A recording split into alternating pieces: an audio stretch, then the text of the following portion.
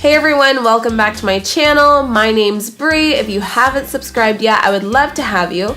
Today I am doing a review on this book called The Danish Way of Parenting. If you're interested in my review and how this changed my mindset on parenting, just keep watching.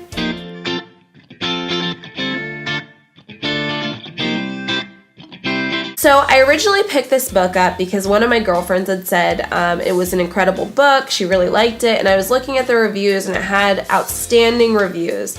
So I wanted to see kind of what all the hype was about and if this would change my mindset as a parent in general. So I picked this book up off of Amazon. It was fairly inexpensive. It wasn't too bad. This is the paperback version, so I think that the hardcover version might be a little more expensive. But yes, I really liked it, and I will tell you why. So I think as we grow older and we become parents, sometimes we can adopt what we've learned in our childhood, and we'll bring it forward into the next generation, aka our kids.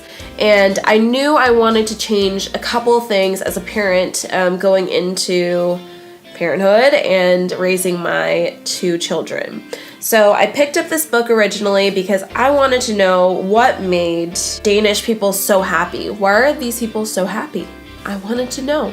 I wanted to know how they differed from us as American. Well, I'm a Latin American, but I wanted to know how they differed from us as Americans, and I wanted to know what they did differently, and I wanted to know why are their children named some of the most confident and capable kids. So I zoomed through this book, and I think 2-3 days. It was fairly simple read. I was so intrigued by it because I kept getting a different perspective on parenting. When I cracked open this book, originally I was kind of like, let's see, because I've read a couple parenting books that are very questionable. So what they do is they use the acronym called PARENT, and within each letter, it's a section that's outlined for you to learn from. So the first letter is play. They believe that this is essential for development and well-being. Free play, not iPad play or anything like that. They believe play helps with negotiation, it helps with confidence, it helps with social connections, etc. So the next thing they have is in the word parent, authenticity. They believe that children understand when someone's being authentic and they trust their inner compass. So if they feel like someone's not being authentic with them, they can automatically sense that. Kids are very, very smart. They understand when someone's not being authentic. They understand when you're spending your time with them. You know, I still struggle with this when we're having a tea party and I go to check my phone and my daughter's like, can you get off your phone? If she can understand that and she understands when I'm not really giving her my undivided attention, I think that kids are very, very knowledgeable with when someone's being authentic or not. Reframing is R. So it helps kids cope with setbacks and look on the bright side. So if you're having a rough time or a child's having a rough time and you look at the behavior versus the child, they believe that you're gonna miss the real message behind it. You know, you can always step back and reassess the situation, or in other words, reframe the situation. Has he napped today? Is he struggling with, I don't know if you guys know what the 5 languages of love are, but I'll review that book in another video. Is he struggling with having his love tank filled or his needs met, or there's something really bothering him at school? This whole book, it didn't completely change my life. I will be honest with that. I still have work to do as a person and as a parent. Every single day I want to grow and figure myself out, and also figure out how to improve as a parent and raise my kids to be confident and just healthy and well-rounded. And I'm trying hard, hence why I read this book. And there's other books I'm trying to read, but this book had such good reviews and parents have just raved about it.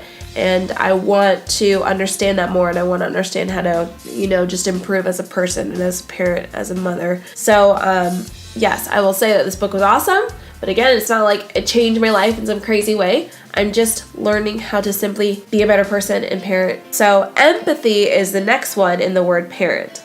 Empathy allows us to act with kindness towards others. My youngest was, for a while, she had a little stint there where she was showing her emotion through being physical.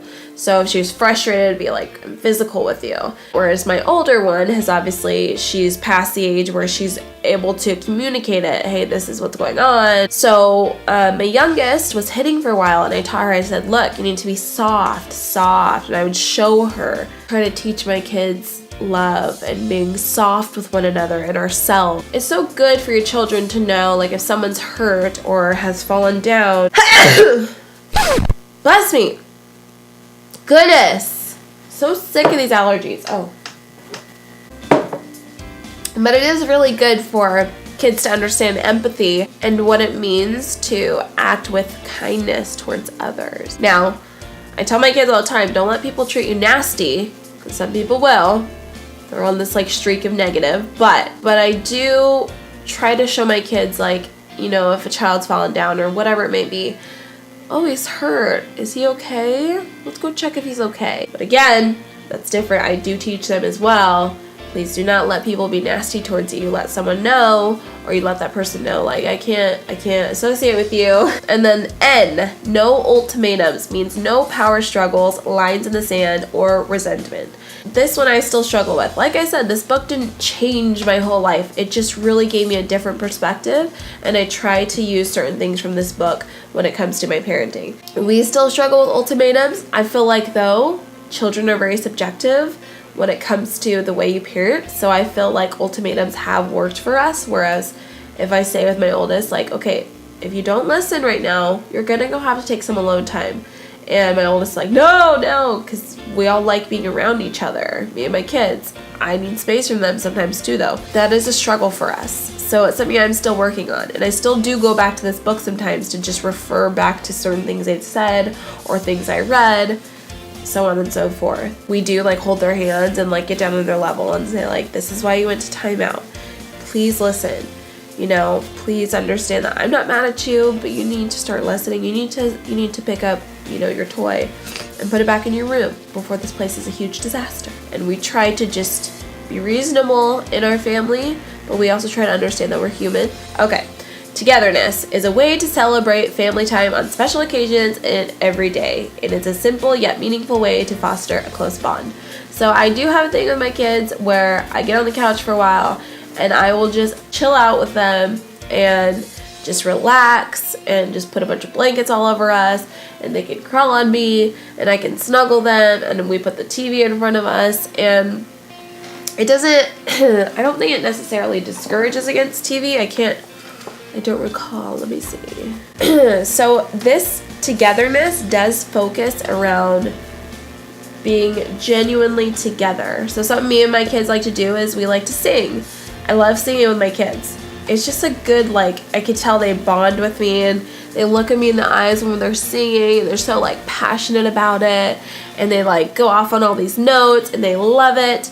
And it's just a way for us to really bond, because I love singing and I love other artists and I love knowing my kids are musically inclined. I want them to have the freedom to express themselves, whether it be through singing or painting or dancing or whatever the heck they feel fits their personality and who they are as people. I want them to understand it's okay. This is a safe space to create and be comfortable with who you are and who you're becoming, as long as you're not harming people or the world or yourself. They refer to as hygge, and I hope I'm saying that right. Hygge. I'll put it right here. But it's about just being together, make it cozy. My husband likes to make my daughter popcorn, which she loves. We just try to make it like cozy. So about the authors of this book, Jessica Joelle Alexander is an American columnist and mom living in Europe with her Danish husband and kids. Iben Dissing Sandal is a licensed psychotherapist and family counselor who has worked for many years in her private practice outside Copenhagen, Denmark. I'm still trying to learn to adopt pieces and bits of information of this book in my own parenting style, and it's also helped me to just learn about myself. This book I would definitely give a 5 out of 5 stars.